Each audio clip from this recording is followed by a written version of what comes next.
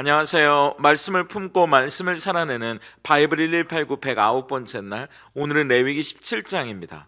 학자들은 이 레위기라는 책을 총 세 부분으로 나누는데요. 먼저 1장부터 10장까지는 이스라엘의 5대 제사와 그 제사를 집전할 제사장의 위임식에 관한 내용이고요. 이어지는 11장부터 16장까지는 무엇이 정결한 것이고 무엇이 부정한 것인지에 다루는 내용이 이어집니다. 그리고 오늘 17장부터 마지막 장까지 세 번째 부분은 성결법을 다룬 내용이라고 해서 이스라엘 백성이 하나님의 백성으로서 어떻게 거룩하게 살아갈 것인지를 다룬 삶의 규범이라고 보시면 됩니다. 그래서 16장까지는 보통 성막에서 드리는 제사를 중심으로 이 제사와 정결법에 관해 이야기했다면, 이제 오늘 17장부터는 그 적용 범위가 이스라엘 백성들의 일상 전체로 확대됩니다. 그래서 각자가 살아가는 삶 속에서 하나님의 명령대로 살아갈 것을 가르치게 되죠. 그 성결법이 시작되는 17장은 크게 두 부분으로 나뉘는데요. 첫 번째 부분은 1절부터 9절까지 회막을 중심으로 짐승을 잡는 도축과 제사에 관한 규례입니다. 우선 소나 양이나 염소 같은 이 가축을 잡을 때는 반드시 회막 문으로 가져와서 하나님께 예물로 드린 후에야 이 고기를 먹을 수 있다고 말씀하세요. 만약 이것을 어기면 백성 중에서 끊어지는 엄한 벌을 받게 됩니다. 그렇게 잡은 제물은 제사장이 그 피를 제단에 뿌리고 기름은 불살라야 한다고 말하는데, 이렇게 하시는 이유는 그 당시에 만연했던 엉뚱한 우상, 특히 이스라엘 백성들이 살아가던 광야의 신이었던 순염소신에게 제물을 바치는 일들이 빈번했기 때문이라고 하나님께서 직접 말씀하십니다. 그러니까 광야 시대의 이스라엘 백성들의 영적인 순결을 지키기 위해 이렇게 하셨다는 거죠. 마찬가지로 번제나 다른 희생 제사는 반드시 이 회막 문으로 가져와서 드려야 한다고 강조하시는데요. 하나님이 지정하신 장소가 아니면 하나님이 받지 않으실 뿐만 아니라 우상 숭배로 변질된 위험이 크기 때문입니다. 두 번째 부분은 10절부터 16절까지 피를 먹지 말라는 명령인데요. 그 피는 일반 가축의 피나 사냥한 짐승의 피이거나, 그리고 심지어 이미 죽어있는 짐승의 피까지 절대 먹어서는 안 되고, 만약 이걸 어길 시에는 백성 중에서 끊어질 것이라고 다시 한번 경고하십니다. 피를 금지하신 이유는 육체의 생명이 피에 있기 때문이고, 그 피는 사람이 사사로이 대할 것이 아니라 생명을 속죄하는 방법으로 하나님이 주신 것이기 때문에 제단에 드려져야 한다고 말씀하십니다. 하지만 우리가 기억해야 할 건 그 피에 어떤 주술적이거나 마법적인 힘이 있는 게 아니라 생명의 주인이신 하나님께서 그 피를 통해 속죄의 은혜를 베풀어 주시기 때문이에요. 그래서 우리도 그 피를 귀하게 여기고 함부로 다루거나 먹지 말아야 하는 겁니다. 이건 생명에 대한 경외심과 하나님의 속죄 방법에 대한 존중을 우리에게 가르쳐 주시는 규례죠. 이렇게 17장의 규례는 이스라엘 백성뿐만 아니라 그 안에 함께 살고 있는 모든 나그네에게도 같이 적용되는 규례고, 하나님의 백성 공동체라면 이 거룩한 구별됨을 지켜야 한다는 내용으로 17장이 마무리됩니다. 우리는 이 17장을 보면서 우리가 드리고 싶은 예배가 아니라 하나님이 받고자 하시는 예배를 드려야 한다는 사실을 다시 한번 확인하게 돼요. 하나님은 이스라엘 백성이 가축을 잡고 제사를 드릴 때 반드시 회막문 앞, 하나님이 임재하시는 장소로 가지고 와서 합당한 절차를 거치게 하시잖아요. 4절을 보세요. 먼저 회막문으로 끌고 와서 여호와의 성막 앞에서 여호와께 예물로 드리지 아니하는 자는 피 흘린 자로 여길 것이라. 그가 피를 흘렸은즉 자기 백성 중에서 끊어지리라. 하나님은 왜 이렇게 예배하는 장소를 엄격하게 제한하셨을까요? 7절에서 그 이유를 이렇게 분명히 밝히시죠. 그들은 전에 음란하게 섬기던 순염소에게 다시 제사하지 말 것이니라. 이는 그들이 대대로 지킬 영원한 규례니라. 그들이 광야에서 섬기던 순염소 우상에게 제사하는 걸 막기 위해서였다고 말씀하세요. 그 당시에는 사람들이 산이나 들, 나무나 호수 같은 자기들이 신이 있을 거라고 믿어지던 곳에서 다양한 신들에게 제물을 바치는 게 일반적이었거든요. 그런데 하나님은 그런 이방의 엉뚱한 신들이 아니라 온 세상을 창조하신 유일한 하나님, 한 분이신 하나님이시기 때문에 하나님이 지정하신 그곳에서, 그리고 하나님이 정하신 그 방식으로만 하나님께 나아오기를 원하신다고 말씀하십니다. 그렇게 하나님이 받으시는 예배는 하나님이 정하신 방법대로 드려야 한다고 강조하시는 거죠. 그 예배를 받으시는 분이 하나님이시기 때문이에요. 우리가 드리는 예배를 받으시는 분, 그리고 그 예배의 주인은 하나님이시기 때문에 그분이 정하신 방법대로, 그분이 정하신 장소에서, 그분이 정하신 모습으로 그렇게 드려져야 하나님이 받으시는 예배라는 걸 우리에게 말씀해 주십니다. 지금 우리가 하나님께 드리는 예배도 마찬가지 아닐까요? 물론 구약 시대와는 달리 우리의 눈에 보이는 성막이나 성전은 없습니다. 하지만 하나님이 정하신 장소는 사라졌을지 몰라도 하나님이 명하신 대로 그분이 받으실 만한 제사를 드려야 한다는 건 변함이 없는 사실이기 때문입니다. 그렇다면 하나님이 정하신 방법대로 하나님이 받기 원하시는 그 예배는 어떤 예배일까요? 신약 성경에서 찾아보니까 6가지 정도가 되더라고요. 첫 번째, 영과 진리로 드리는 예배입니다. 요한복음 4장 24절을 보세요. 하나님은 영이시니 예배하는 자가 영과 진리로 예배할지니라. 예수님이 사마리아 여인에게 말씀하시잖아요. 하나님은 장소보다 예배자의 태도와 그 예배의 내용을 중요하게 여기신다고 말이죠. 영으로 드리는 예배는 성령님의 도우심과 인도하심을 따라 우리의 마음과 중심을 다해 하나님께 드리는 예배입니다. 그리고 진리로 드리는 예배는 그 예배가 우리의 기분과 감정을 따라 자기 마음대로 드리는 예배가 아니라 하나님이 우리에게 주신 진리, 그러니까 예수님을 통해 드리는 예배여야 한다고 말씀하시는 거죠. 엉뚱한 사람을 보거나 악기, 예배당의 분위기 이런 게 중요한 것이 아니라 하나님께 나아가는 길과 진리와 생명이 되신 예수님을 통해 하나님을 만나는 시간이 우리의 예배가 되어야 한다는 말입니다. 그리고 두 번째, 우리의 삶으로 드리는 예배예요. 로마서 12장 1절을 보세요. 그러므로 형제들아, 내가 하나님의 모든 자비하심으로 너희를 권하노니 너희 몸을 하나님이 기뻐하시는 거룩한 산 제물로 드리라. 이는 너희가 드릴 영적 예배니라. 여기서 말하는 영적 예배라는 말이 헬라어로는 합당한 예배, 하나님이 받으실 만한 예배라는 뜻이거든요. 그게 바로 우리의 몸, 그러니까 우리의 삶을 드리는 예배라는 겁니다.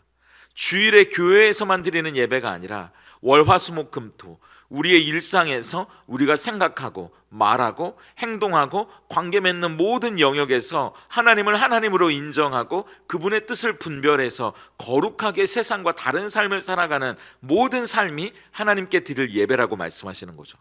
그리고 세 번째는 예수님의 보혈을 의지하는 예배입니다.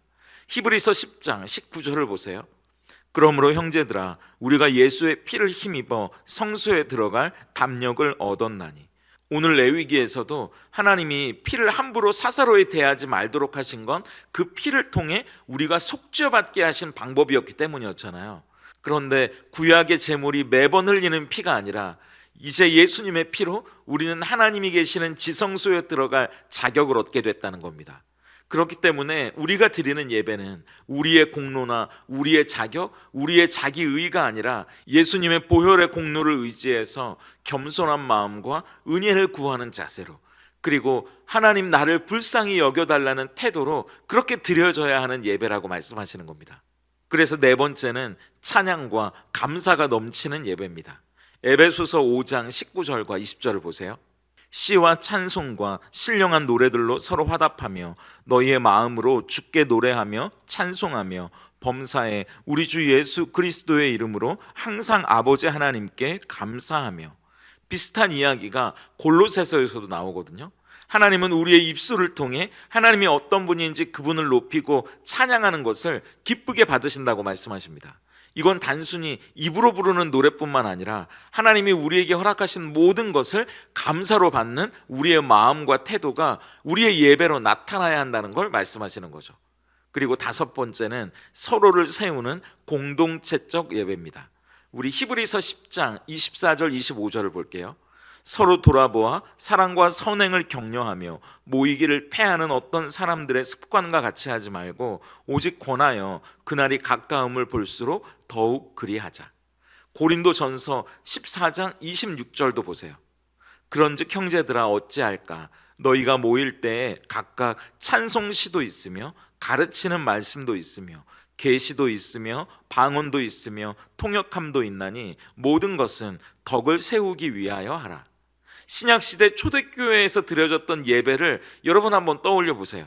조용히 골방에 들어가서 나 혼자 드리는 예배가 아니라 공동체가 함께 모여 말씀을 배우고 서로를 가르치고 권면하고 각자가 받은 은사를 따라 교회를 세워가고 그 안에서 덕을 세우는 그런 예배, 그게 초대교회에서 드려지는 예배잖아요. 그렇게 예배는 하나님과 우리 사이의 수직적인 관계에서만 드려지는 것이 아니라 성도와 성도 간에, 우리들 간의 수평적인 관계 속에서도 드려져야 하는 겁니다.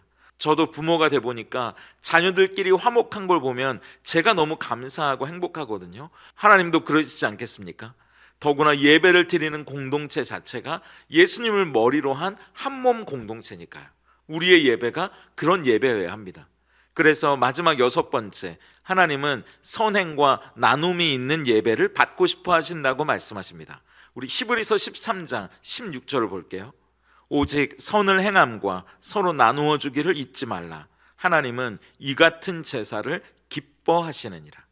야고보서에도 보면 우리가 말과 혀로만 사랑하지 말고 행함과 진실함으로 사랑하자고 말하잖아요. 하나님을 향한 찬양과 감사가 서로를 향한 구체적인 사랑의 실천으로 이어질 때 하나님은 그걸 기쁘게 예배로 받아주신다고 말씀하시는 겁니다. 오늘 하나님은 레위기 17장을 통해서 정해진 곳에서 정하신 방법대로 짐승을 잡고 하나님께 제사를 드리라고 말씀하세요. 그리고 피는 먹지 말라고. 왜냐하면 그 피는 제사를 통해 속죄의 방법으로 주신 것이기 때문이라고 이야기합니다. 모든 것이 하나님이 정하신 대로 드려져야 하고 모든 것이 하나님이 정하신 대로 지켜져야 한다고 말씀하세요. 그렇다면 오늘 우리가 하나님께 드리는 예배도 하나님을 만나는 그곳에서도 하나님이 정하신 방법을 따라 그분이 받고자 하시고 기뻐하시는 예배로 우리가 그분을 만나야 하지 않을까 싶은 겁니다. 예수님을 통해 성령의 능력 안에서 하나님의 진리의 말씀에 근거해서 우리의 마음과 삶 전체로 그분께 드려지는 예배, 그리고 감사와 찬양이 넘치고 공동체 안에서 서로를 세우고 그렇게 서로 나누고 섬기는 삶으로 예배할 때 그때가 정말 세상과 구별된 거룩한 사람들로 우리가 있는 그 자리에서 하나님을 높이게 되지 않을까요? 그렇게 하나님이 정하신 방법대로 하나님이 받고자 하시는 예배 가운데 그분을 만나고 그분의 이름을 영화롭게 높이는 저와 여러분이 될 수 있다면 참 좋겠습니다. 오늘 바이블 1189 적용입니다. 첫째, 일상제단 세우기예요. 하나님이 회막문 앞이라는 장소를 정하셨듯 오늘 하루 평범하지만 반복적으로 우리가 머물게 되는 장소 한 곳을 한번 정해보세요. 그리고 그곳을 나만의 일상제단으로 선포해 보시는 겁니다. 싱크대 앞이 될 수도 있고요, 차 안에서 운전하는 운전석이 될 수도 있고 컴퓨터 책상 어디든 좋습니다. 거기서 하나님, 여기가 주님을 만나는 거룩한 곳입니다. 여기서 제 삶을 받아주시고 이곳에서 하나님의 이름을 높이는 삶의 예배가 이루어지게 해 주시옵소서. 한번 그렇게 선포해 보시면 어떨까요? 그렇게 무심코 지나쳤던 일상의 공간을 하나님을 예배하는 자리로 만들어 보시면 좋겠습니다. 둘째, 한 가지 예배 정하기예요. 오늘 하나님이 우리에게 말씀하신 6가지 예배를 나눴잖아요. 그 중에서 내가 드려야 할 예배가 뭔지 한번 생각해 보세요. 영과 진리로 드리는 예배, 삶으로 드리는 예배, 예수님의 피를 의지하는 예배, 찬양과 감사가 넘치는 예배, 서로를 세우는 공동체적 예배, 선행과 나눔이 있는 예배 중에 내가 하나님 앞에 드려야 할 예배가 무엇인지 한번 기도해 보시고 실천해 보시면 좋겠습니다. 함께 기도하겠습니다. 우리의 예배를 기쁘게 받으시는 하나님, 감사합니다. 하나님께 나아가는 길 위에서 저희 마음대로 저희 생각대로가 아니라 정하신 길과 방법을 따라 하나님 앞에 서기를 소망합니다. 헛된 우상을 섬기지 않도록 회막을 중심으로 모이게 하시고 예배의 기준을 친히 세워주셨으니 하나님의 뜻을 분별할 수 있는 지혜도 주시옵소서. 영과 진리로 참되게 예배하게 하셔서 성령님의 인도하심 따라 마음과 뜻과 정성을 다해 하나님께 집중하게 하시고 오직 길과 진리와 생명 되신 예수님을 통해서만 하나님께 나아가게 하시옵소서. 저희의 몸을, 저희의 삶 전체를 거룩한 산 제물로 드리기 원하오니 월요일부터 토요일까지 저희의 모든 생각과 말과 행동이 하나님을 기쁘시게 하는 영적 예배가 되게 하시옵소서.